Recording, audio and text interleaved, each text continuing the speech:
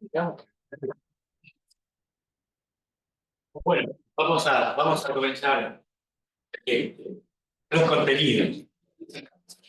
Buen día a todos, gracias por participar. Se me escucha, ¿no? Voy a levantar la voz como ex docente. No tengo problema de pegar gritos. Bueno, yo soy Daniel Tomasini, varios me conocen como profesor en la Facultad de Agronomía y otros como responsable de los proyectos ambientales de Naciones Unidas en Argentina.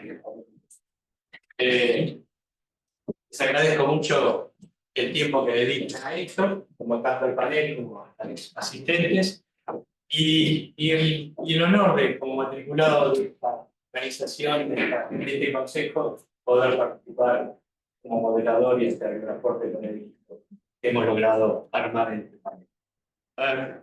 Fundamentalmente, lo que hicimos en la organización de este panel es buscar la convergencia de la economía agraria con la economía ambiental.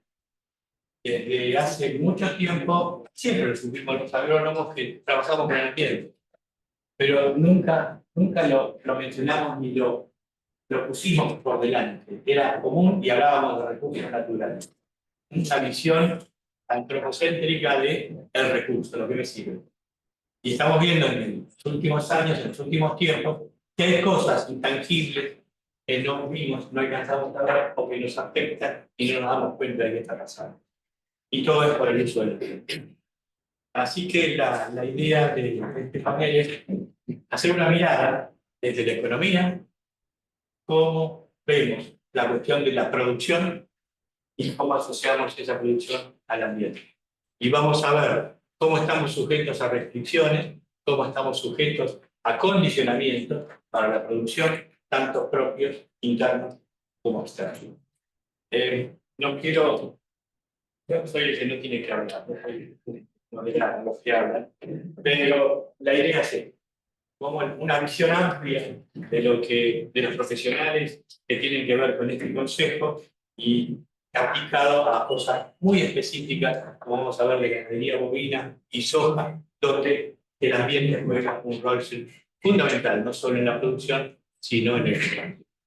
Así que bueno, como digo, me callo y voy a darle pie a Silvina Cabrini, aquí a mi lado, que es ingeniera agrónoma de la UBA y tiene sus títulos de maestría y doctorado en Estados Unidos. Es una importante investigadora en el Pergamino, en tema de economía y docente de la Universidad del Noroeste de la provincia de Mendoza. Es la actual presidenta de la Asociación de los Argentinos de Economía Agraria. Tenemos a la presidenta y a la expresidenta. Y su tema de trabajo fundamentales son de análisis económico de actividades agropecuarias, sostenibilidad de la producción agropecuaria, y de lo que va a hablar hoy del impacto de las regulaciones ambientales en el comercio internacional.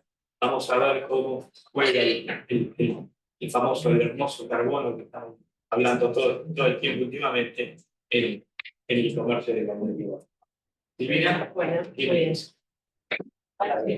¿Puede ser?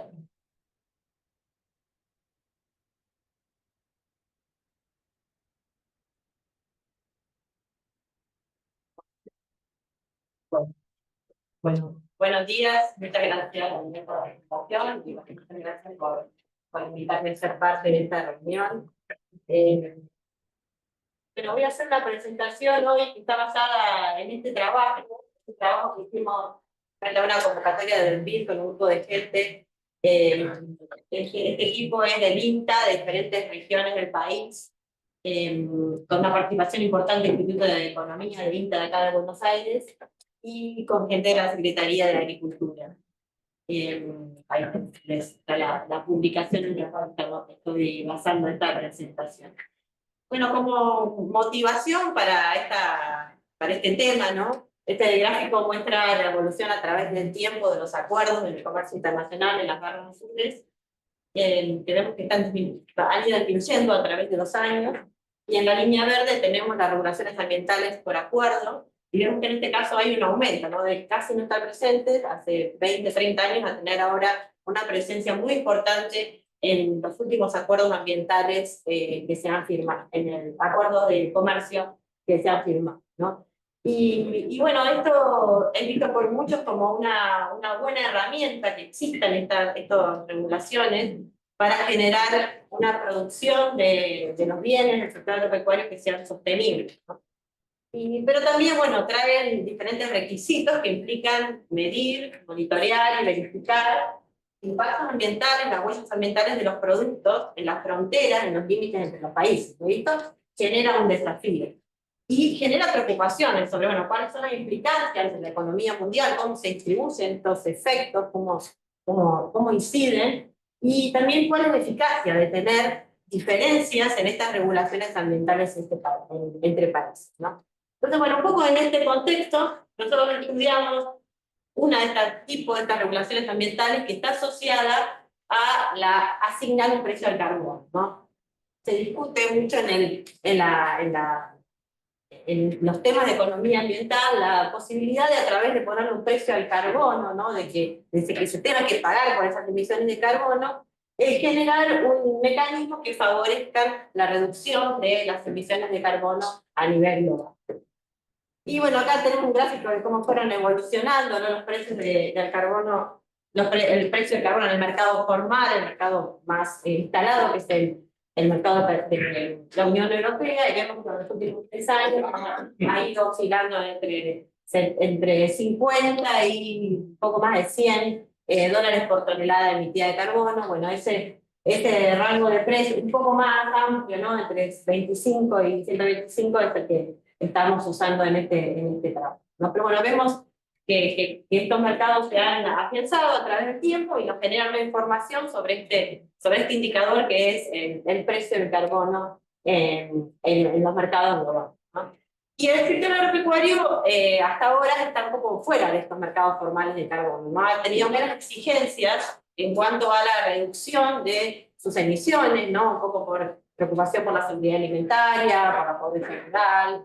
Se ha dejado un poco de lado, ha sido menos estricto el mundo en el sector agropecuario, pero sí se conoce que es un participante importante en la generación de emisiones. Y se espera, está discutiendo ya, ¿no? Que estas regulaciones y poner al sector agropecuario en una situación de precio de carbono va a ocurrir, ¿no? En el mediano plazo. Y una de los mecanismos que se discute ligado a esto de poner un precio al carbono y poner límites en las emisiones de las actividades agropecuarias son estos que llamamos mecanismos de ajuste en frontera, ¿no? Los mecanismos de ajuste en frontera son impuestos en el comercio internacional, que lo que implementan países que tienen restricciones de carbono para sus actividades cuando importan productos de otras regiones que no tienen estas restricciones, ¿no? Y un poco la idea de estos mecanismos de impuesto al carbono frontera es evitar la fuga de carbono, que es que estas actividades, al estar sometidas a regulaciones, se instalen en países sin regulaciones y sigan con un nivel de emisión. Entonces, con esta idea de evitar la fuga de carbono es que se piensa en estos mecanismos, en estos impuestos de carbono en frontera. Y bueno, otra de las regulaciones que se discute, que va a haber otros disertantes hablando de eso, son las certificaciones como la libre deforestación, que está mucho más avanzada. También se ve una forma de evitar estas fugas de carbono, ¿no? Como regulaciones de países que sí están limitando las emisiones de carbono en las actividades agrícolas. Y esta situación de que el carbono puede tener un precio para la actividad agropecuaria, y sobre todo en Europa, que está liderando un poco estas regulaciones ambientales, y las posibilidades de que exista entonces mecanismos de ajuste de frontera que impacten en los precios de importación de nuestros productos, imponen un riesgo, sobre todo en Argentina. Una de las actividades que está más enfrentada es la ganadería. En primer lugar, porque si miramos los números de los inventarios de efectivos invernaderos, tiene una participación importante en las emisiones nacionales, aproximadamente un 18%, según los cálculos del inventario. Y por otro lado, porque es una actividad económicamente muy importante para el país. Está distribuida en el territorio, es la tercera en términos de cadena de valor, quinta en términos de valores de exportaciones, y además somos jugadores importantes en el mercado internacional de carne, ¿no? Con un 5% de la producción y un 7% de las exportaciones globales. Entonces nosotros lo que hicimos en este trabajo es justamente analizamos el posible impacto en el comercio internacional de ganadería bovina, con un foco en las exportaciones argentinas, de un posible mecanismo de ajuste de frontera para el mercado internacional por parte de la Unión Europea. Esto un poco resume la metodología que usamos para el trabajo. Nosotros usamos un modelo de equilibrio parcial, el modelo de un nombre Equilibrate, fue desarrollado por un instituto, una consultora alemana con la cual estuvimos trabajando. Es simplemente una adaptación de un modelo de equilibrio parcial que se diseñó para ver efectos, impactos de aranceles, a incorporar el efecto de que el arancel o este impuesto en frontera dependa de las emisiones y un precio a cabo.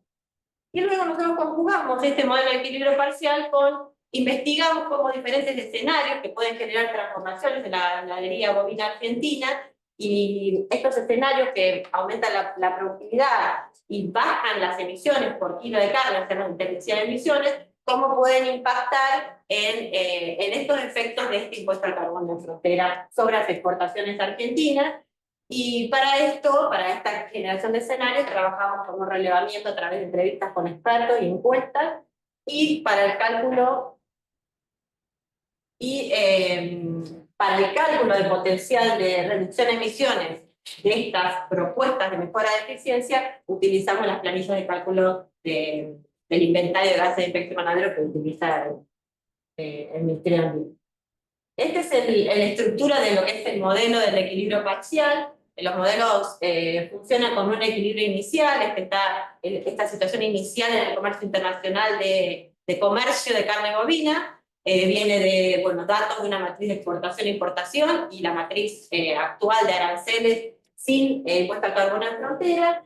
Luego, a través de el escenario base, digamos, y los escenarios de medidas de mitigación, se generan datos que cambian esos aranceles, representando un posible impuesto a carbono en frontera que depende de la intensidad de las emisiones y un supuesto de precio del carbono. Con esos nuevos aranceles se vuelve a resolver el modelo de equilibrio parcial que ajusta, redirige los flujos comerciales y genera un nuevo precio de equilibrio, y tanto para entender un poco qué pasa en el mercado global, ¿no? Los datos que utilizamos en este modelo, son muy chiquitos, pero les cuento un poco lo que son estas columnas, ¿no? Estos son como datos de comercio internacional que vienen, primero la producción, de carne por país, que la tomamos de un Favostat, tomamos el año 2019, este trabajo lo empezamos hace más de un año y era el último dato pre-pandemia, el último censo de datos era como confiable, así que partimos de esos datos de producción. Tomamos los flujos comerciales entre países, del dataset del COM3 para dos categorías de carne bovina, y tomamos los datos de intensidad de emisiones del dataset de emisiones, de intensidad de emisiones de Favostat, ¿no? Esos son los que están en la columna de la tabla. En la última columna están las exportaciones de Argentina del 2021. Y esto también es un resultado importante, ¿no?, que tuvimos a partir de todas estas entrevistas con expertos. Este escenario base de parámetros físicos, productivos y reproductivos para la ganadería bovina, que está armado de los modelos que usa la Secretaría para el inventario del Ministerio de Ambiente para el inventario de gases con efecto invernadero. Establecimos los parámetros para la ganadería argentina en conjunto, trabajamos con las diferentes regiones, estos son valores a nivel país, de estos parámetros reproductivos y productivos, y el rango de mejora que obtuvimos de estos intercambios con los expertos, ¿no?, hasta dónde se puede mejorar. Y este rango de mejora, los valores medios de este rango de mejora, excepto para tasa de tete, que utilizamos también el máximo, los tomamos como para generar estos que son los escenarios de mitigación, ¿no? Es decir, si Argentina, estos escenarios incluyen, primero la línea de base, una mejora en invernada, escenario 2 y 3 mejora en cría, y escenario 4 y 5 mejora en cría e invernada. Y lo que hacen estos escenarios es calculan, un nuevo set de producción de carne y de emisiones, o de intensidad de emisiones para cambios en estos parámetros. Por ejemplo, en el segundo caso, el cambio es en el peso de faena en invernada, únicamente sin cambios en cría. Después tenemos escenarios que son solamente con cambios en cría, Y el último, que llamamos el escenario de máxima liquidación, es una mejora en la tasa de destete de 75 a 75, y mejora en la edad del lector, un adelantamiento del primer servicio, un aumento del peso, y un aumento del peso del pago. Estos escenarios, según esta planilla del inventario de gases de efecto invernadero, generan este potencial de reducción de intensidad de emisiones, como lo mide la FAO en su dataset, que son estimaciones que se basan únicamente en la carga animal, o sea, de fermentación entérica por animal y manejo de los experimentos de la hacienda. No hay otro, no es una medición a nivel sistema. Bueno, el máximo potencial de emisiones de este escenario último, que es el de máxima mitigación, es de un 21% por kilo de carne producida, ¿no? Te lo paso un poquito, trabajamos por regiones, después juntamos esta información. Y bueno, entonces paso un poquito a contarles los resultados que tuvimos. Este es un gráfico que lo que muestra es para un precio de carbono de $75 por tonelada, que es aproximadamente el precio actual en el medio del rango. Lo que muestra esto es la situación, digamos, el cambio que se produce en las exportaciones a los diferentes, de Argentina a los diferentes destinos, en el escenario base, o sea, sin las medidas de mitigación, y en azul, y en verde en el escenario de máxima mitigación. Lo que podemos ver acá es, no tenía ni más. La diferencia entre las tres barritas, o sea, sin precio de carbono en frontera, la gris versus las otras dos, se da sobre todo en la Unión Europea, ¿no? Con un impacto importante con un impuesto al carbono en frontera de $75 por tonelada, tendríamos una reducción de 65% de las exportaciones argentinas a la Unión Europea en el escenario base, y si aplicamos las medidas de mitigación, la mejora en la productividad, esta reducción va a ser un 50%. Es importante, pero menor, y hay un aumento en otros destinos, sobre todo a China, que es nuestro principal cliente, digamos, la carne argentina, que no llega a compensar, con lo cual las exportaciones argentinas bajan, pero sobre todo es importante el efecto con la Unión Europea. Esta otra figura nos muestra en total las exportaciones argentinas, cómo van cambiando, cómo van bajando, cuál es el efecto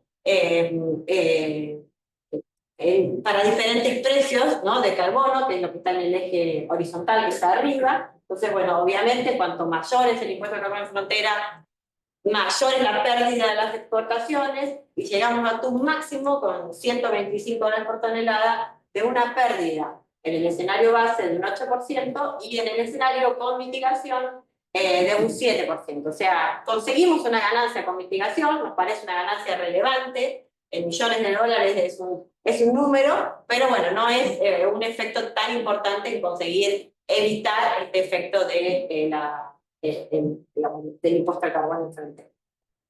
Y luego tenemos este gráfico que lo que nos muestra es para cada uno de los escenarios de mitigación cuál sería el impacto en reducir la pérdida. Reducir la pérdida de valor de las exportaciones. O sea, que nosotros lo llamamos como ganancia por mitigar, está en millones de dólares, y bueno, lo que nosotros miramos ahí es que, y también jugando un poco con los números, el aumento de la tasa de destete es el parámetro en la ganadería argentina que mejor funciona para evitar las pérdidas en este escenario de pérdida de carbono. El efecto solo de la invernada es bastante menor, y bueno, el efecto total, que es el último escenario, es el que tiene una ganancia de 37 millones de dólares en el sentido de reducir las pérdidas generadas por este impuesto. Y entonces, bueno, por último, tengo estas dos preguntas, ¿no?, que fueron unas preguntas que armamos para la primera vez que presentamos estos resultados, para que respondimos con este trabajo. La primera es, bueno, ¿cuáles son los principales hallazgos sobre el impacto de los mecanismos de ajuste en frontera sobre las exportaciones de carne bovina argentina? Y bueno, lo que queremos resaltar de este trabajo es que primero, bueno, el modelo de equilibrio parcial nos parece una herramienta que se usa mucho en economía, es una herramienta interesante para mirar este tipo de cambios en las reglas de juego en el comercio internacional, sobre todo estas que están relacionadas con impactos ambientales, que se avecinan cambios en un futuro relativamente cercano.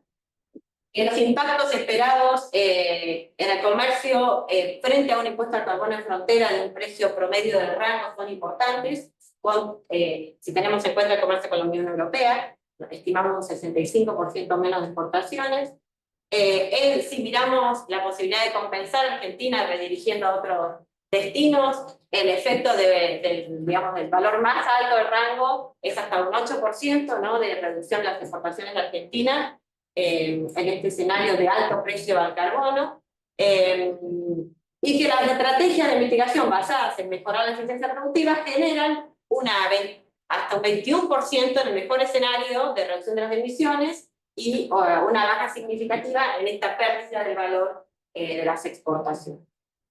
Y para terminar, bueno, ¿qué estrategias de política pública se pueden proponer para la industria ganadera argentina se adapte mejor a estas reglas, estas nuevas reglas en el comercio internacional? Y bueno, las estrategias que uno piensa desde el rol del Estado son en dos dimensiones. Una es qué se puede hacer para mejorar la eficiencia productiva, que en este escenario de precio del carbono tiene ventajas que antes no tenían, que es, bueno, menos kilos de carbono emitido por kilo de carne producida, y por otro lado, la mejora en las mediciones de las emisiones, ¿no? Cómo el Estado puede mejorar el proceso de medición de emisiones, ¿no?, que ponga a Argentina realmente en una situación competitivamente favorable.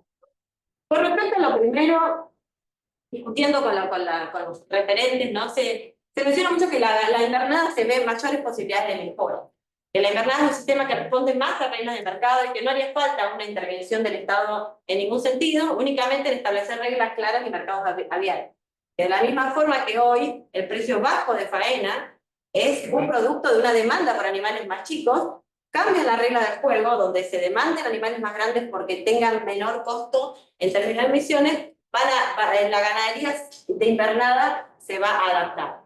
Pero en cambio los sistemas de cría, aún los mismos productores que hacen cría invernada, tienen como una filosofía distinta, que desde las políticas públicas y desde el INTA también nos hacemos cargo, no se ha terminado de entender.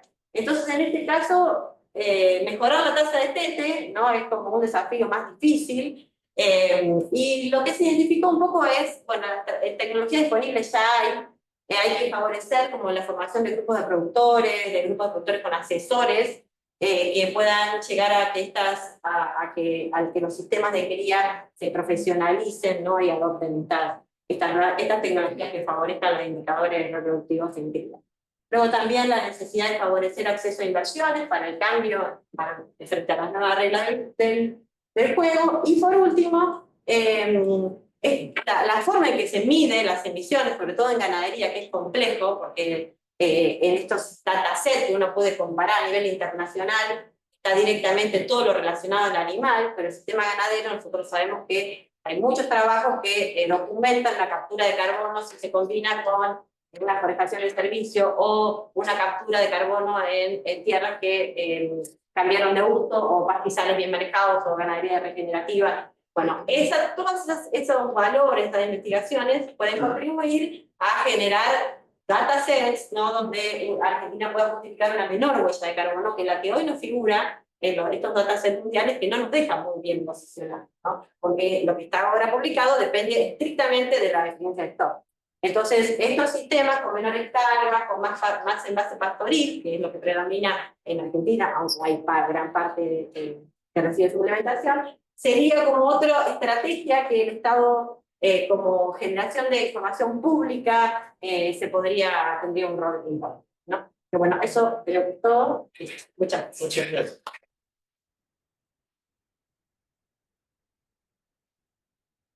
Doblemente bueno, yo con su tiempo y con su contenido. La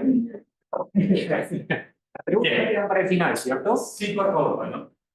De ahora quiero presentarles a Ulises Martínez Ortiz, siguiendo un poco con la tónica de mercados internacionales, que es lo que nos están empezando a repetir en esta situación del cambio global. Ulises es ingeniero agrónomo, graduado en la UBA, es actual profesor a cargo de la Cátedra de Economía Internacional de la UNCTAD, porque hemos participado en el trabajado muchos años, y es el actual director del Departamento de Economía y Planeamiento Agrícola de la UNCTAD. Como su experiencia profesional, abarca temas de economía ambiental, economía ecológica, política ambiental, muy orientado hacia el tema de la economía ambiental, nuestro trabajo histórico. tanto que ha sido miembro del comité ejecutivo de la mesa redonda de la soja responsable del global, con lo cual ahí tiene un buen espacio para que entendamos un poquito cómo funciona este sistema. Así que, Ulises. Gracias, Daniel. Buenos días a todos y todas. Quería agradecer también al Consejo Profesional por la invitación, la oportunidad de poder mostrarles a ustedes algunos trabajos que quería mencionar también así de la cátedra, porque hemos empezado a trabajar en todo.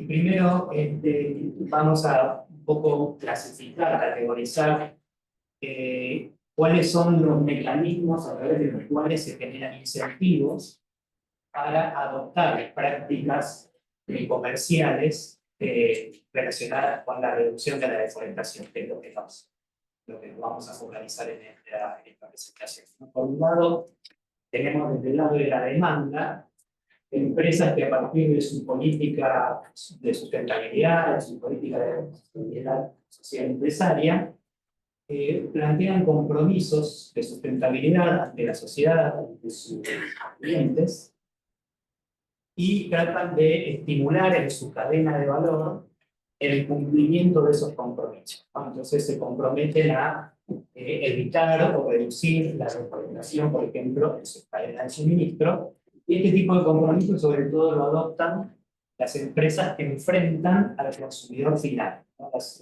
marcas, las empresas de bienes de consumo.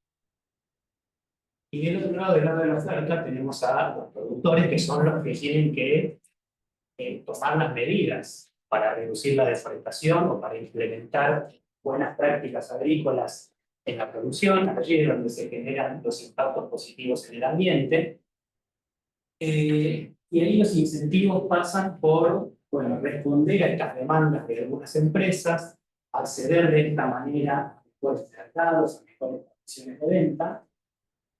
En algunos, en general, también este tipo de requisitos redundan en un beneficio a nivel de la gestión de la empresa, ¿no? Les obliga a tener un mejor control, una mejor gestión de la empresa, reducir costos en términos de eficiencia en el uso de recursos, por ejemplo.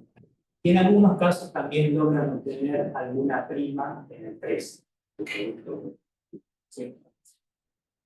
Y en el medio tenemos las normas en el comercio que establecen los países, de las cuales vamos a hablar, por supuesto, de esta nueva norma de la Unión Europea que regula la deforestación, que muchas veces desde el sector, sobre todo, se interpreta como medidas que restringen el comercio, barreras al comercio, pero también hay que decir que todas estas normas tienen o están enmarcadas en lo que son los compromisos globales de cambio climático, de biodiversidad, etcétera, de los cuales la Argentina también, signataria, también tiene que cumplir compromisos estrictos respecto a deforestación, respecto a reducción de los gases con efecto de las emisiones de gases con efecto invernadero.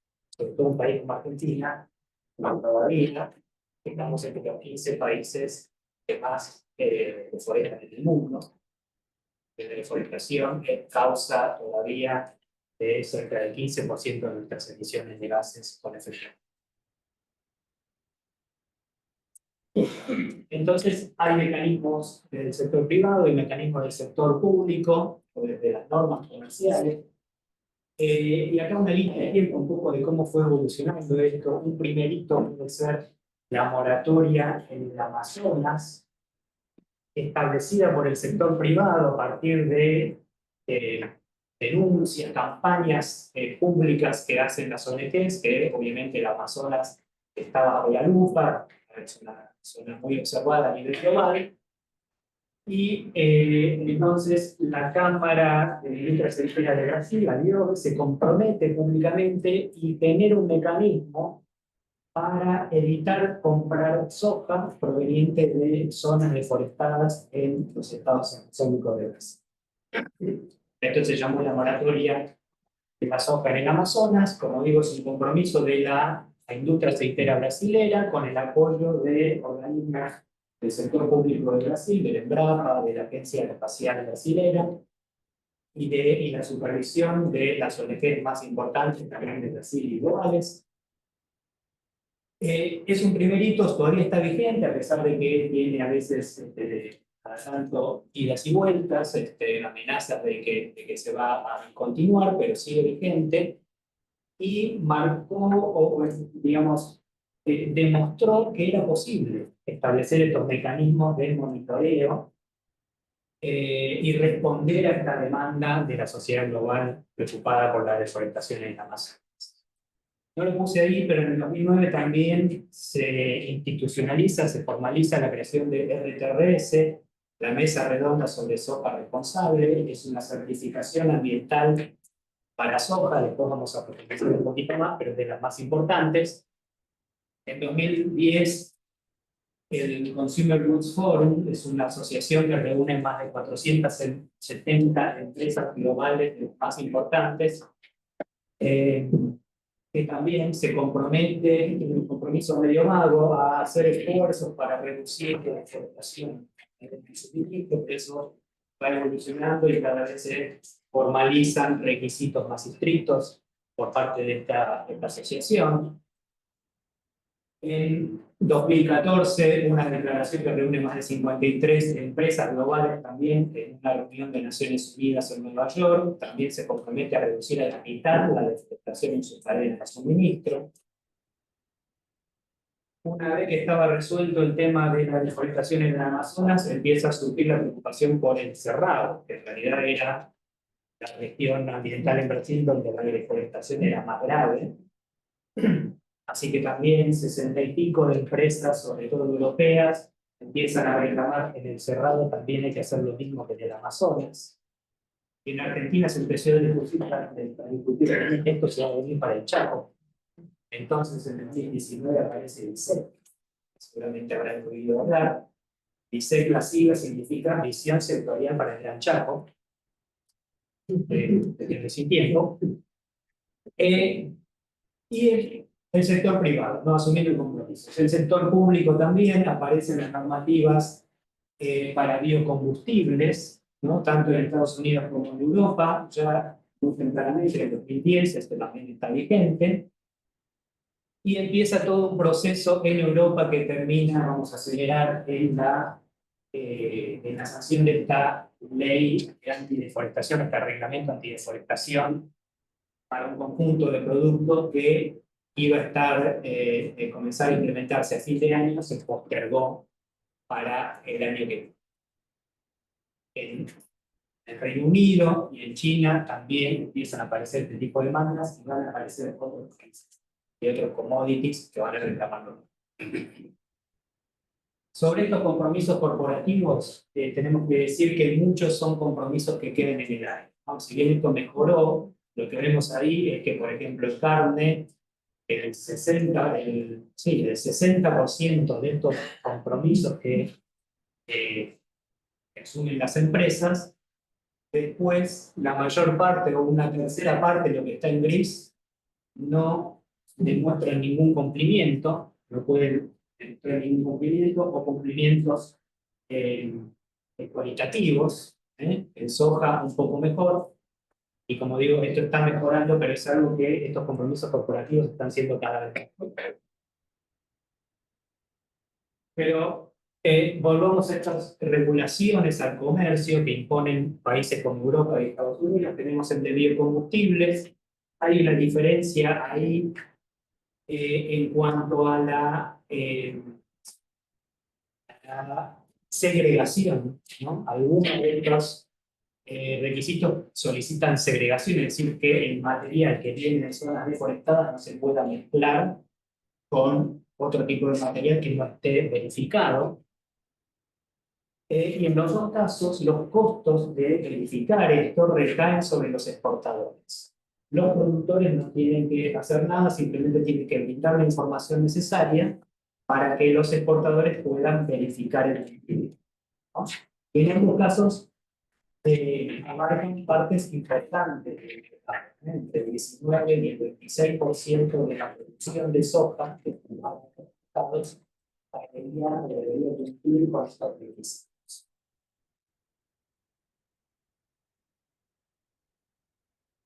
Acá un poco quería hacer la diferencia entre la segregación y el otro tipo de mecanismos, sobre todo para estos commodities que tienen cadenas de valor y procesos de transformación largos, digamos.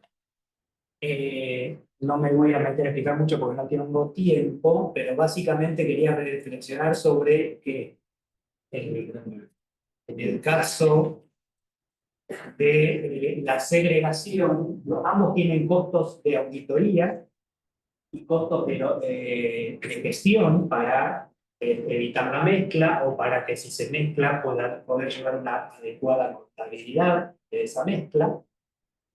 Pero en el caso de la segregación, además hay costos de logística, ¿no? Costos de logística que tienen que ver con el tiempo necesario para asignar líneas de producción independiente o reservar o celdas de copio que están subutilizados a media capacidad, ¿no? Ese tipo de costos de logística son la diferencia. Y bueno, en el medio de la discusión sobre esta normativa europea, porque la línea de tiempo que mostraba antes llevó 2 años de discusión, y en ese proceso el reclamo de la industria era: esto va a ser demasiado costoso para la industria, sobre todo la segregación. Entonces nos convocaron a la Facultad de Agronomía de la UBA a hacer un análisis de cuáles serían los costos de implementar este reglamento europeo, y lo hicimos con 3 escenarios. La adopción por parte de un trader individual, es decir, que desarrolla su propio sistema de monitoreo, trazabilidad, tal como lo hacen para el caso de biokombustibles, pero con la salvedad de que la decisión sería que el 100% de su producción sería verificada libre de deforestación. ¿Por qué? Porque asumimos que de esta manera se evita el costo de la segregación. Si todo es libre de deforestación, entonces no necesito separar líneas de producción o silos independientes para cada uno de los materiales. El segundo escenario es similar, pero con una decisión, con un sistema de trazabilidad y monitoreo a nivel sectorial, como se hizo en el Amazonas y como está pensado que sea MISEP, un único sistema de monitoreo que usan todos los actores de la cadena, pero también asumiendo esta decisión de que toda la producción argentina o de la línea de Chaco, la decisión de Amazonas, sería 100% libre de deforestación. Y el tercer escenario es también desde el punto de vista de un trader individual que tiene su propio sistema de trazabilidad, pero que decide operar, como lo hacen actualmente con los biocombustibles, con las baterías para biocombustibles, de forma mixta, es decir, con los dos productos libres de deforestación en alguna línea de procesamiento y productos sin verificar en una línea de procesamiento CD. Bueno, y los resultados en términos de costos lo pueden ver en esta primera línea amarilla, ¿no? Obviamente, según esperábamos, el menor costo por tonelada estaría en esta decisión a nivel sectorial, que diluye costos y que no requiere segregación. Pero lo que vemos también en la segunda línea amarilla, eso total, ¿no? Más allá del costo por tonelada, el costo total que enfrentaría cada trader es menor por un día en el tercer escenario, ¿no? Cuando el trader decide operar los dos materiales, libre de deforestación y sin verificar. ¿Por qué? Porque entonces estaría cargando esos costos por tonelada solamente a una fracción de sus operaciones. En la medida en que más mercados demanden este tipo de material libre de deforestación, más porcentaje de sus operaciones va a tener que cumplir con esto. Y después un análisis también sobre cuáles son los costos de esta verificación, ¿no? Y lo que vemos que nos llamó la atención es que el mayor costo corresponde a la prima que le tienen que pagar al productor. vamos a hablar de esta prima en un ratito, que se diluye también en este escenario donde el sector a nivel argentino adopta esta decisión de trabajar solamente con materiales libres de deforestación, porque de esa manera se expande la demanda y se reduce el valor de esa prima, vamos a ver en un ratito. Y en segundo término, otra cosa que nos llamó la atención es ese costo de la segregación, ¿no? Que ahí nos llegó un valor muy bajo. Lo revisamos obviamente muchas veces, pero finalmente ese es el valor que llegamos. Lo calculamos a partir del costo de oportunidad de la capacidad ociosa de la infraestructura. Y después voy a profundizar en esto.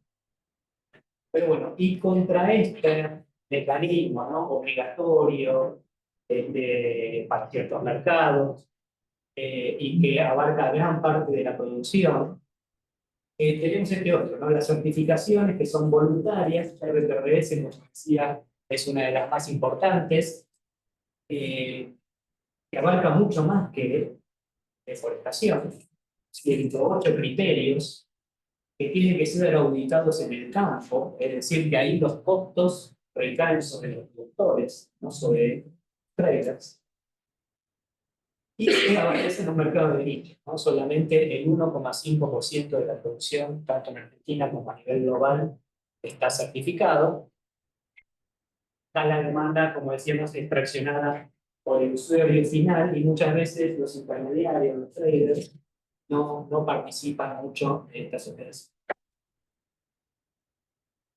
Bueno, ¿y qué vemos sobre estas primas ¿no? que reciben los productores por estos productos? Esta es una publicación de agosto, es decir, antes de que se confirmara que se posterga la implementación de esta norma en Europa. Y teníamos primas por la soja destinada a biocombustibles, ¿no?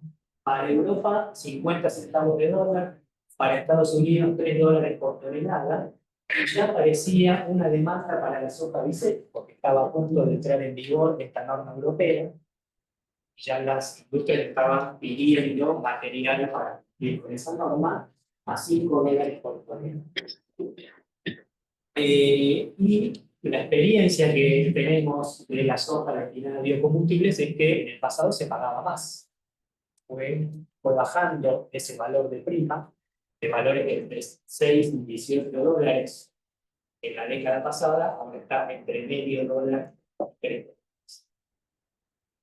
Posiblemente esta soja para soja bisel, como se nos va a denominar a partir de ahora, también siga esta tendencia. Mientras que las primas que se pagan por el material certificado, que, como decíamos, los costos están sobre el productor. Estas son las primas que reciben los productores.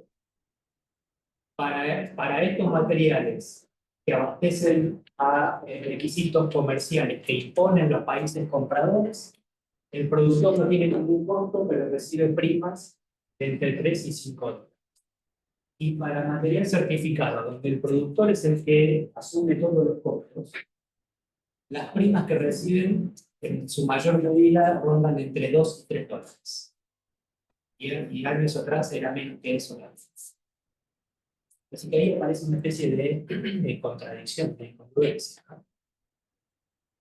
Bueno, y para terminar entonces, esto que estábamos comentando, ¿no? Los estándares más exigentes abastecen al mercado de nicho y paradójicamente pagan primas al productor más bajas, y esto, sumado esto a los costos de adopción de estos mecanismos, lleva a que los productores que los adoptan son los grandes productores que ya están adoptando prácticas agrícolas sin necesidad de ninguna prima. Si no aumentan estos premios a los productores, no se van a expandir esos mercados. Pero en general la tendencia es a comoditizar estas exigencias de sustentabilidad, que no estén premediadas con primas al productor, sino que sean la norma de los mercados. Por eso aparecen estas medidas por parte de los gobiernos en el comercio mundial, que logran, sí, efectivamente, masificar la adopción de estos criterios, por ejemplo, libre de deforestación, y que en estos casos el costo para el productor es casi nulo, ¿no? O muy bajo, los costos los sostienen las empresas compradoras a partir de establecer estos sistemas de trazabilidad. Y después, en cuanto a los costos de estos sistemas de monitoreo y trazabilidad, la conclusión es que son relativamente bajos, menores al 1% del costo de la materia prima en todos los escenarios que calculamos. Diferencias en cuanto a los escenarios, ¿no es cierto? Pero para decir que el escenario que justamente tiene el menor costo por tonelada, además es el que mayor impacto ambiental, menor penetración en el mercado generaría. Y respecto a esto último, también algunas cosas para discutir, ¿no? O para seguir investigando. Este tema de la prima en estos mercados al productor, cómo evolucionará, posiblemente en los primeros años haya una alta demanda, una necesidad de la industria de abastecerse de estos materiales y eso generará primas de alto valor con un potencial de entre 5 y 21 millones de dólares por año, primas que recibe el sector primario, el sector productivo en Argentina. Al mismo tiempo, hay una superficie excluida por esta, ahora hablando exclusivamente de esta norma de la Unión Europea, una superficie que fue deforestada desde 2020 hasta ahora, ya suma 700.000 hectáreas y se suma cada año otras 200.000. Esta superficie quedaría excluida de estos mercados. ¿Qué impacto tendrá esto en el mercado de tierras, en el mercado de arrendamiento? ¿No? Y si esto finalmente va a tener un impacto en reducir o no la deforestación. Así que creo que sobre todo, muchas gracias, perdón si me pasé.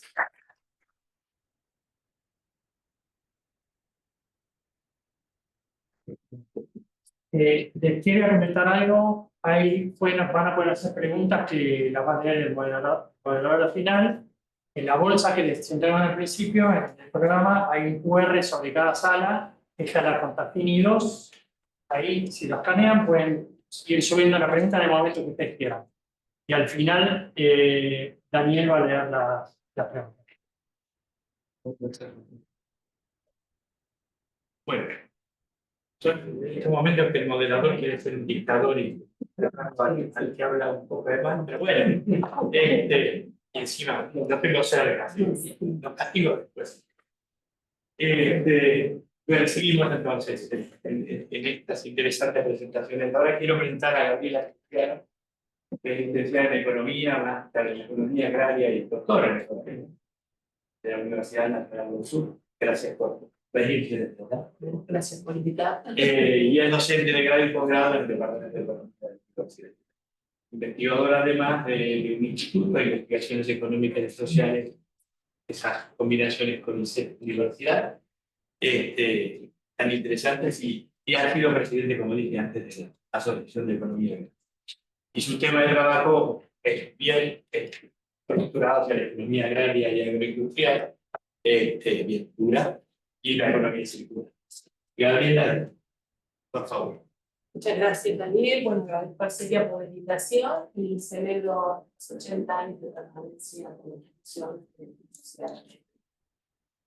Bien, un poco antes de comenzar con la presentación en particular, quería comentar lo siguiente.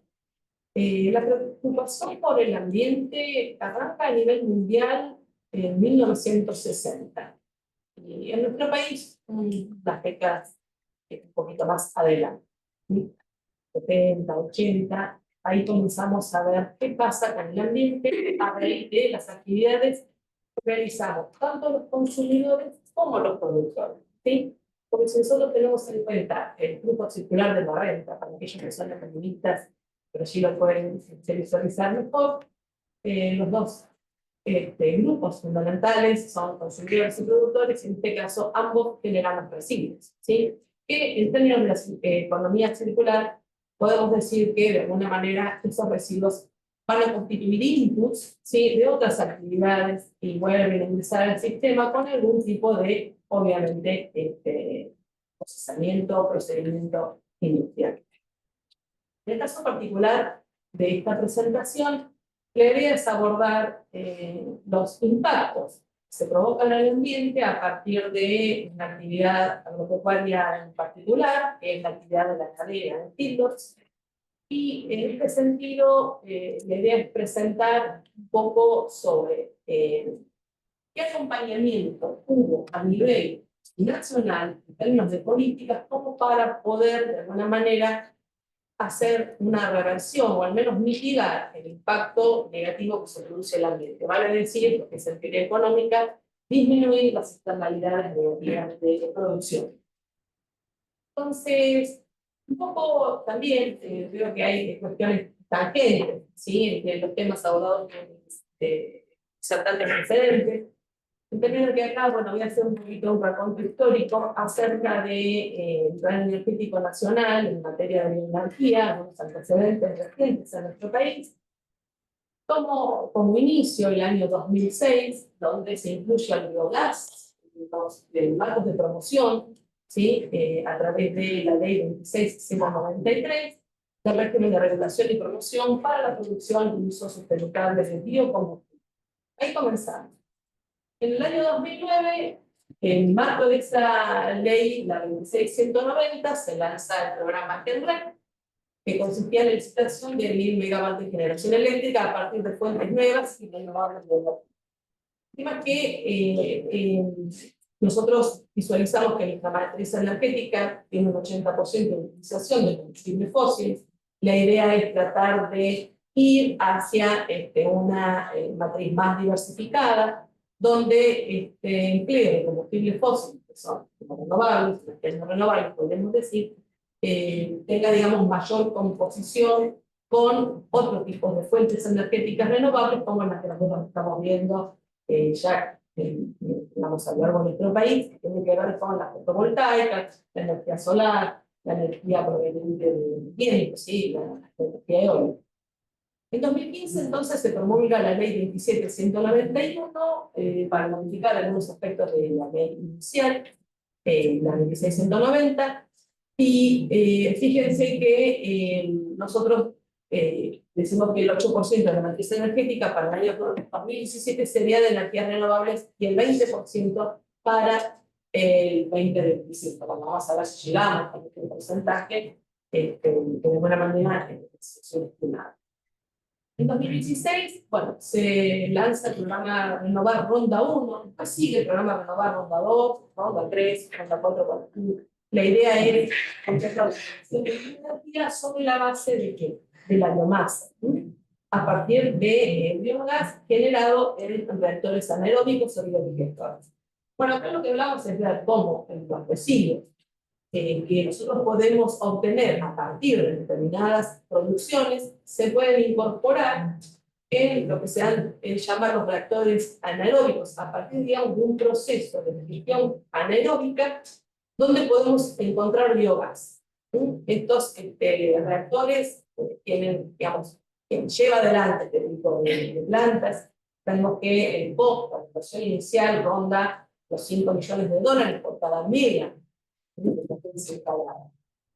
es tampoco tan sencillo llevarlo adelante. De todos modos, sabemos que hay plantas que se pudieron llevar a cabo a partir de, digamos, lograr un financiamiento a través del BICE con años de gracia y tasas preferenciales.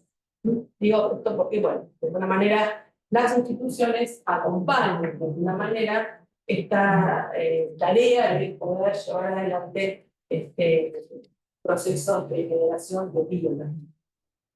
Bueno, otra cuestión para señalar, el 24 de enero de 2017, la provincia de Buenos Aires puso en marcha el plan de bioeconomía. En octubre de ese mismo año se lanza el plan Renovar Ronda 2, en 2018 Ronda 3, y para no tomar mucho más tiempo, lo que es interesante ver es el perfil productivo de nuestro país. En realidad podemos decir que tenemos 32 conflictos. Ahí tenemos plástico. Cada una de ellas genera residuos. ¿Sí? El tema es que, como productores, tenemos que saber qué disposición final se le da a esos residuos.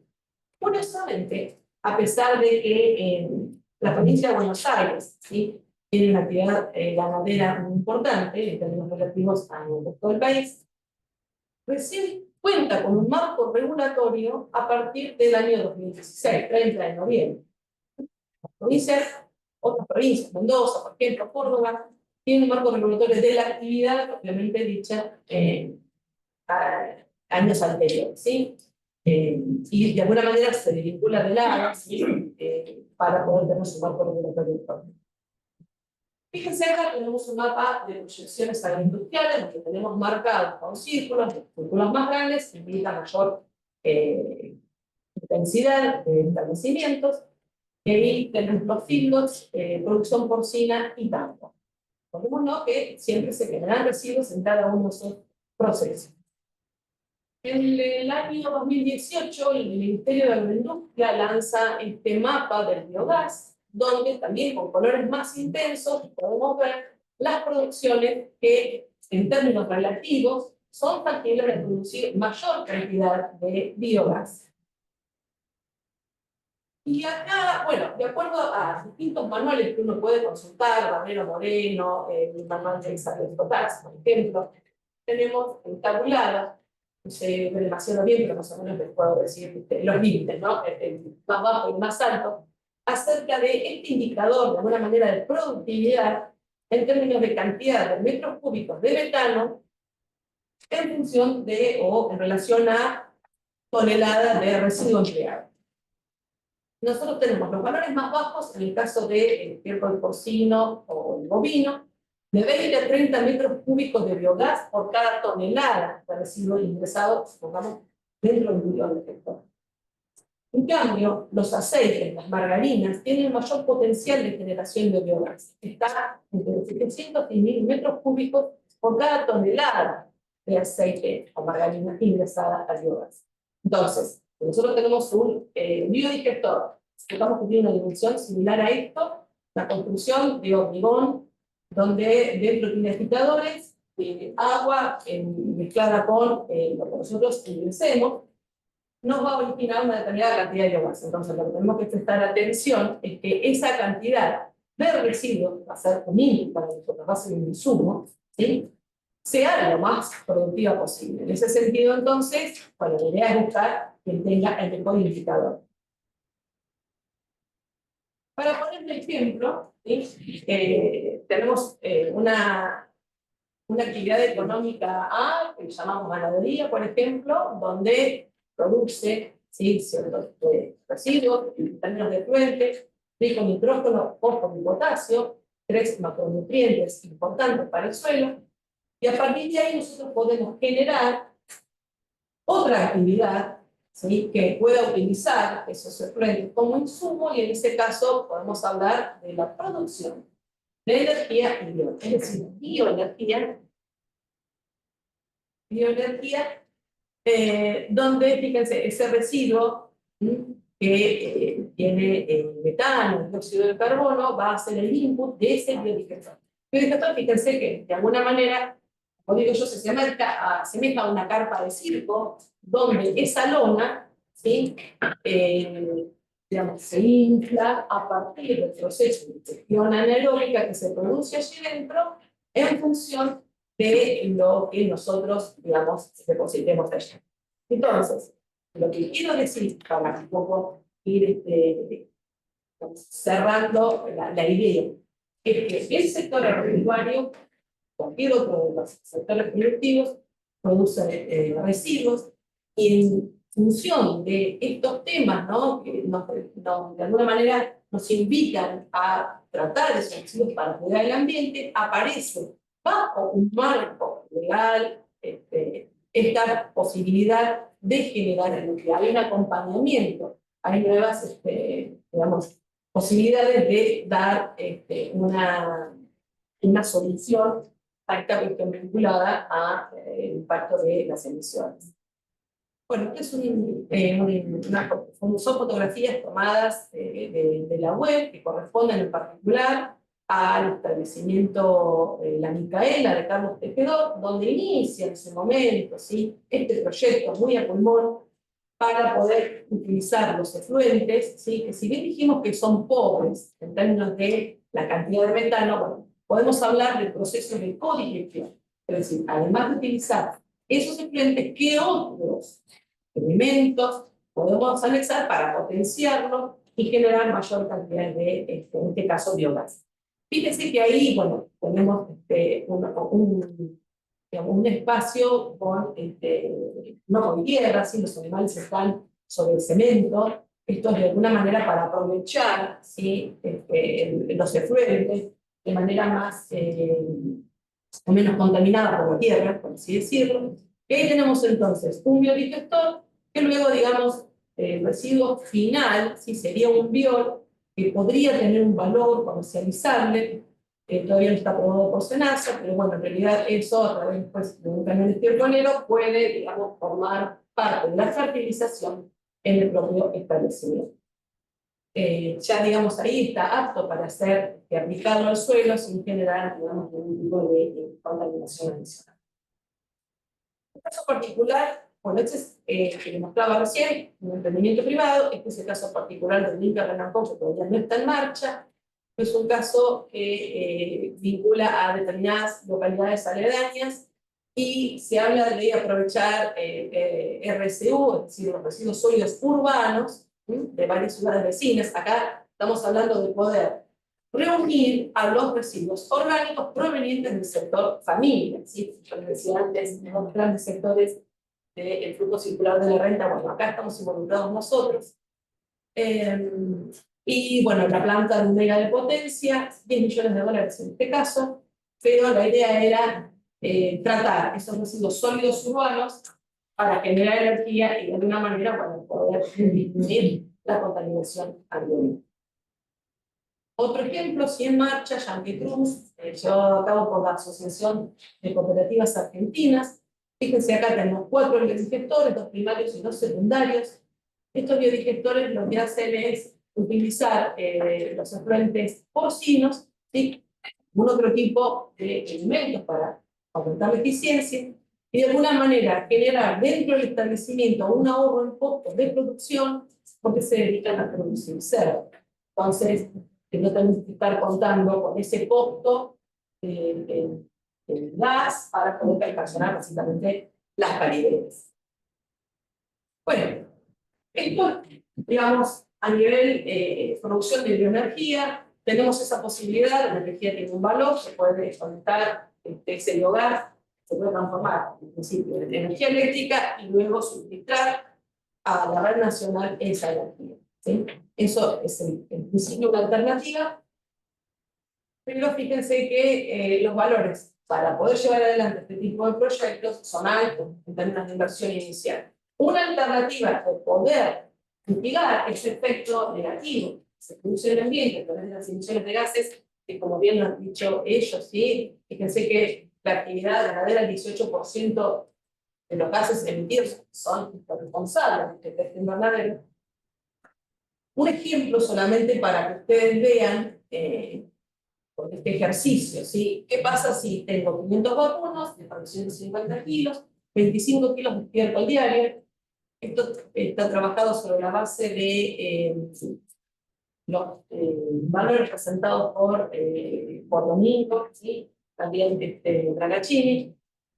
Y fíjense que acá, a modo de ejemplo, tenemos esta tabla donde tenemos la cantidad de nitrógeno, fósforo y potasio que se producen a nivel por kilo por mes y por tonelada anual. Entonces, una vez que nosotros tenemos identificada la cantidad de estos nutrientes que produce esta cantidad de vacunas, ¿sí?, y tenemos en cuenta los valores por tonelada de los fertilizantes comerciales, en términos de urea, fosfato de amonio, cloruro de potasio, y los componentes de nutrientes de cada uno de estos fertilizantes comerciales, 46% de nitrógeno en el caso de la urea, 16% de fósforo en el caso de fosfato de amónico y 60% de potasio en el caso del cloruro de potasio. Estos son valores sacados de la revista Márgenes Agropecuarios de octubre de este año. Podemos entonces extrapolar, ¿sí?, estos valores para ver entonces cuánto nos cuesta, ¿sí?, una tonelada de nitrógeno puro, pudiera así ser conseguido, una de potasio, una de fósforo y una de potasio, y el ahorro medido en términos anuales que originaría, digamos, el tratamiento de estos residuos en base a este ejercicio, ¿sí?, de 500 cabezas de ganado vacuno con esas condiciones. Entonces, cuando nosotros hablamos de cuidado del ambiente, estamos todos de acuerdo que queremos cuidar del ambiente, nadie va a decir que no, nadie se va a oponer. El tema es que hay costos, ¿sí?, para poder lograr eso. Tenemos que ver cuáles son los beneficios, cuáles son los incentivos que se le generan a los productores para producir cuidando el ambiente. Entonces, de esta manera, fíjense que si nosotros podemos aplicar esto como fertilizante orgánico a través de este tratamiento de compostaje, si tuviera que fertilizar, digamos, tendría un ahorro en costo equivalente a $776 por año en base a estas 500 cabezas de ganado. Entonces, es interesante que se implementen mecanismos que incentiven a los productores, ¿sí?, para producir eficientemente. Entonces, bueno, un poco las reflexiones finales. Las actividades productivas generan residuos que impactan negativamente en el ambiente, en el caso particular de la producción ganadera porral. Las excretas emitidas ocasionan contaminación del suelo y napas. Hay un estudio muy interesante de un libro donde hizo un seguimiento de un establecimiento productor bovinos, donde pudo evidenciar partes bajas y partes altas, contaminación en el suelo, contaminación en las napas. Entonces, bueno, estas excretas pueden ser tratadas en digestores y a partir de allí obtener biogás y electricidad y biofertilizante. Pero por otra parte, cuando esa materia orgánica es compostada, es posible luego emplearla en forma de abono orgánico, sin que ello implique un perjuicio para el ambiente y generar un ahorro en costo en fertilizantes. Bueno, nada más. Creo que cumplí con el tiempo.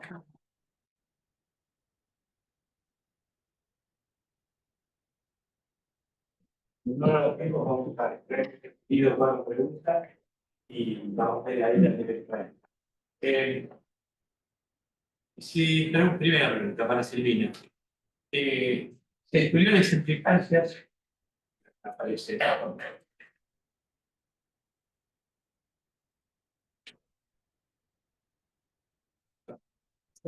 Gracias. Justo se llamaron por teléfono. Bien. Tiene que ser un alguien llamado por teléfono. No podemos hacer una cosa aparte. Pero bueno, Jorge pregunta si se estudiaron las implicancias de hierro nivel 2 o 3 en verificaciones particulares basadas en categorías de productos. Y tenemos carne, ya tenemos carne certificada de carbono neutral. Sí, eso no lo hicimos. Sí, no lo hicimos. El tema es que cuando uno hace este tipo de modelos, uno necesita tener un dataset de medición de emisiones homogénea para todos los países, ¿no? Entonces, en realidad, uno puede decir, sí, para Argentina tengo este tipo de información, pero es difícil llevar a esto a un modelo de equilibrio donde necesitas un dataset homogéneo. Un poco lo pensamos, uno puede decir, bueno, a Argentina le corrijo este número, pero bueno, ¿qué hago con el resto de los países? Pero bueno, también se podría tratar de buscar mejor en bibliografía, donde haya mejor forma de llegar a emisiones en los principales jugadores del mercado internacional e intentar hacer eso. Pero bueno, no lo terminamos de definir por esta cuestión, porque es difícil compatibilizar esto con información para todos. Por eso también es un poco una duda de qué iba a pasar, ¿no? Cómo se implementaría un sistema de este tipo, ¿no? más probable que sea digamos, estos impuestos estén basados en certificaciones de huellas ambientales por producto, por empresa, ¿no? Esto es una generalización que busca un poco tirar grandes números, ¿vale? ¿Qué va a hacer? No vamos a exportar nada, vamos a exportar. Entonces, como que esto da una idea general, pero la realidad de cómo se implementaría un mecanismo de este tipo quizás tenga más que ver con una situación de empresa a empresa, donde bueno, la huella de carbono termine certificada, termine generando una postura escenaria distinta. Es un poco Claro, yo te diría porque todo lo que es aplicación de código está pensado para crear escenarios, muchas veces la rama política la toma como predicciones y genera medidas precautorias en función de los resultados del modelo. Como bien vos pusiste, primero las datas son viejos, 19, 24, cosas que pues, la industria se ve afectada, en el caso típico fue la combustible, cosas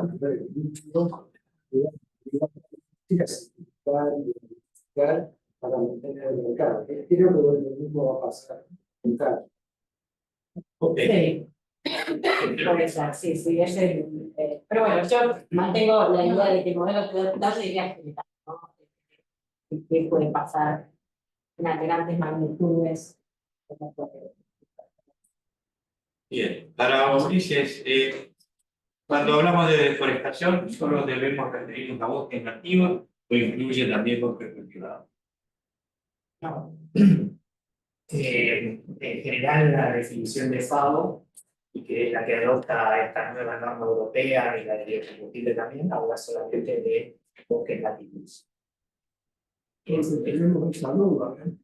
No está muy clara la resolución que salió de la Unión Europea, si cuando habla de producciones en lugares desforestados, se refiere solamente a bosque nativo o se refiere a lugares donde hubo una forestación industrial, o el caso de la silvopastoril, por ejemplo, que se crían el ganado en un determinado lugar, donde después se cortan los árboles. ¿Va a tener en cuenta esto como deforestación? O Si se está diciendo yo, bosques cultivados no se considera como deforestación, acá la de bosques cultivados. Pero sí en los silvopastoriles hay un problema, porque el reglamento habla de deforestación o degradación forestal. Y visto desde una imagen satelital, que es la forma de verificar esto, un silvopastoril como un bosque nativo, ¿no? En el Chaco se está expandiendo el manejo silvopastoril más un bosque nativo. Cuando uno lo ve desde una imagen satelital, parece degradación forestal. ¿Cómo se identifica eso? Bien, bien. Gracias, Ulises. Para Silvina, otra pregunta. ¿Mejorar la producción de pasto mejora la captura de carbono? Y mejora la captura de carbono, el balance del sistema, el carbono queda capturado en el suelo, pero bueno, de vuelta como se midió emisiones, no tendría en cuenta esto, ¿no? La idea sería ir a medidas de emisión que tengan en cuenta esa posible captura de carbono en el suelo a través de mejorar la productividad de pasturas y pastizales. Hay que explicarlo para poder incorporarlo en el estándar internacional. Pero bueno, yo creo, por ahí más detalles mejor experto que yo, pero que está la posibilidad Tal cual. Sí. Sigue siendo una cuestión metodológica. Claro, a nivel global. de justificar la captura de carbono. Bien. Y la última, pregunta si las certificaciones ambientales es una estrategia eficaz para disminuir huella de carbono. Para mí, bueno, O los demás, lo que quieran. yo puedo decir, de la revisión bibliográfica hay bastante controversiales con respecto a él. ¿Qué medida una regulación ambiental impacta realmente en la calidad ambiental? Y bueno, justo en el Consejo de Economía Agraria tuvimos una presentación de un profesor de Baguette que habló sobre eso y él tiene publicado trabajos de revisión que encuentran situaciones en que sí, situaciones en que no se puede medir el impacto ambiental porque las actividades se relocalizan, la regulación está bien definida. Pero, si no me equivoco, en la mayoría hay un impacto ambiental positivo, pero también existen situaciones en que no es, digamos, la relación perfectamente, no se corresponde perfectamente con una mejora ambiental. Sí, yo había hecho una pregunta, pero más nada era por el reconocimiento. O sea, si los mercados están reconociendo estas certificaciones como un salto de elevación, digamos, sobre el cálculo. Sobre todo las certificaciones que son oficiales. Dice estas certificaciones toca responsable, toca EPA, para biocombustibles, hoy se exige directamente y hay un premio. Yo, bueno, había averiguado la semana pasada 3 hasta $10 para soja EPA, había visto este reconocimiento al productor que certifica, porque eso, digamos, está pedido, ¿no? No sé el resto, también, bueno, certificación orgánica, en general, productos tienen premios también. Y ahora no sabemos bien qué va a pasar con el tema de la no deforestación, ¿no? Si va a ser lo mismo que está pasando, porque los exportadores, también el Poder de Economía Agraria aprovecha para promocionarlos. Visitamos una planta de Drake y ellos nos comentaron que ellos segregan todo, porque producen y exportan combustible hace varios años. Entonces, quizás esto de la no deforestación no me parece algo tan dramático, ¿no? Ahora, si los premios van a cambiar entre estos 3, no sé, desde $0.50 hasta $10, no estoy segura. Seguramente los premios, cuando todo el mundo certifique, se van a definir. ¿Qué es lo que pasa en economía? Cuando uno genera una innovación, el primero que la atrapa el valor agregado y luego se va a ir diluyendo, ¿no? Otra vez la diferencia. Sí, creo que va a ser así. Depende del costo de que implique Y estamos No, en cuanto al reconocimiento y el premio al productor, estoy estado sin vida. En cuanto al impacto ambiental, términos de gases con efecto invernadero u otros impactos ambientales, me parece que tiene que ver también con la administración en el sistema productivo de commodity que se trate, ¿no? Si solamente va a ser para ciertos productos, para ciertos mercados, y el 70-80% no tiene ese requisito, se va a seguir deforestando. las famosas fugas. Y para una cosita para bien. Diga. No, una cosa que en estos modelos también miramos un poco cuál sería el impacto de que solo la Unión Europea ponga un impuesto a carbón en frontera, que no es la prohibición de deforestación, pero esto, y bueno, el impacto es menor al 2%, ¿no? Porque se redistribuyen las exportaciones de los países que tienen. Ahora, en general, pero también puede pasar que empieza la Unión Europea y se vayan sumando. Entonces, si China se suma con una cuestión parecida, ahí el resultado cambia. Entonces, son cosas que hay que ir mirando, ¿no? Hay que ir mirando porque bueno, no es una locura que pase, entonces hay que ir mirando posibles impactos. Entiendo que no tampoco es para decir esto es seguro, esto es un pronóstico seguro, pero hay que evaluarlo porque son transformaciones que se van a quedar. Un minuto para ver la pregunta de la No, antes pregunto una aclaración con respecto a la pregunta que te hicieron sobre el desmonte. Creo que en nuestro ambiente debiera estar claro que el desmonte es eliminación de un bosque nativo. Cuando nosotros cortamos una plantación, es una cosecha de un cultivo. Tiene un ciclo más largo, pero podríamos estar cosechando zanahoria o trigo o forestales. Es exactamente lo mismo, es cosecha. No tiene nada que ver con los montes. Eso creo que está claro. Eso está claro. No entró una pregunta. Ah, No, pero no te digo. Empieza a perder el café. Te digo, Enrique Marco, me explicaste. Coincido con Maradei. Y el tema de los montes cultivables y la ciencia ganadería es una medición totalmente distinta. Porque vos tenés la captación de un volumen enorme de carbón y la generación de un volumen limitado de la ganadería, que en el caso que vos mencionaste, de la degradación de lo natural, es totalmente distinto. Es un tema que realmente no sé si hay, yo lo que preguntaba es si hay mediciones de esto, porque no tengo ni idea.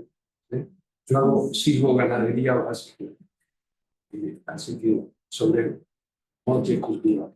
Y eso es un tema de... Sí, sí, yo he leído trabajos que miden eso, que el bosque nativo implique con ganadería, planes de ganadería integrada, con un buen manejo, captura más carbono que el bosque nativo solo, porque hay un consumo. Entonces, en ese sentido, uno podría justificar que hay un parámetro distinto para la emisión de esa carne producida en este sistema. Entonces, está el otro tema que decía Ulises, que como de una imagen satelital uno dice, esto es bosque, esto no es bosque. Y eso es toda una discusión que se está dando ahora con un montón de convocatorias para medir eso, ¿no? Porque si uno, bueno, tiene el bosque, pero le saqué, no sé, la mitad de la especie leñosa de gran valor, eso lo sigo llamando bosque, no sé.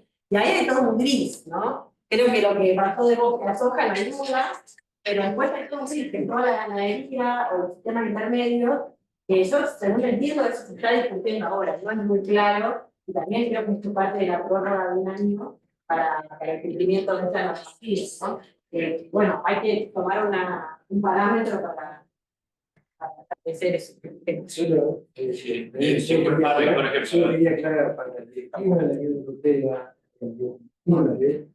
se toma la superficie y fija un porcentaje de aceptación, no distingue si es nativo, o sea, identifica como dos fotografías.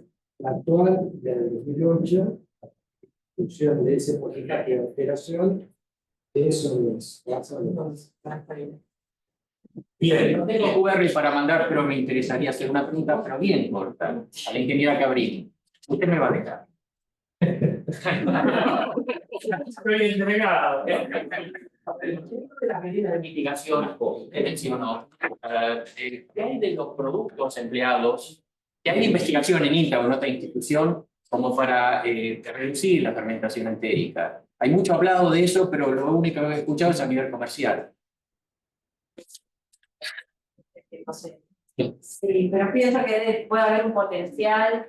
No salió, quizás con los expertos, como una respuesta, si mal no recuerdo, tenía que volver a revisar las notas, ante la pregunta de, en un escenario que el carbono tiene precio, ¿cuáles pueden ser transformaciones posibles en la ganadería? No salió tanto ese tema de los elementos para bajar las emisiones entéricas. Pero bueno, es un tema que es interesante investigar. Coincido en que habría que verlo, capaz que tiene un impacto muy importante y es más sencillo que otras transformaciones que estamos evaluando. Sí. Bueno, cerramos. Yo simplemente quiero concentrar lo que han expuesto nuestros panelistas, pero fíjense, el cambio climático, el cambio global ha estado cada dos palabras que han dicho. Esto es una preocupación para el sector. El tema de la convergencia del análisis ambiental o de la economía ambiental pega fuerte en el análisis económico agrario y en la producción. Y si no vimos la parte, estamos viendo la parte de mitigación o las necesidades de mitigación de procesos bajos en carbono en la producción, aumentar la eficiencia, acomodarse a las restricciones comerciales, pero también el sector es vulnerable a este impacto del cambio climático que estamos viviendo. Así que es otra pata también que nos falta. Y el sector es muy sensible, muy vulnerable, como nunca, al problema del cambio global, que no lo podemos negar. Y realmente tenemos que trabajar fuertemente en la Argentina para posicionarnos, porque aún todavía seguimos en este sector, sigue siendo casi el 50% de las emisiones nacionales, y eso es un factor de presión muy fuerte a nivel global. Y tenemos que trabajar para justamente cambiar metodologías, demostrar que tenemos huella de carbono baja, pero que sea aceptada a nivel global. Así que algunas visiones creo que nos han aportado. Les agradezco mucho a los panelistas y a los organizadores que podamos discutir estas cosas. Muchas gracias.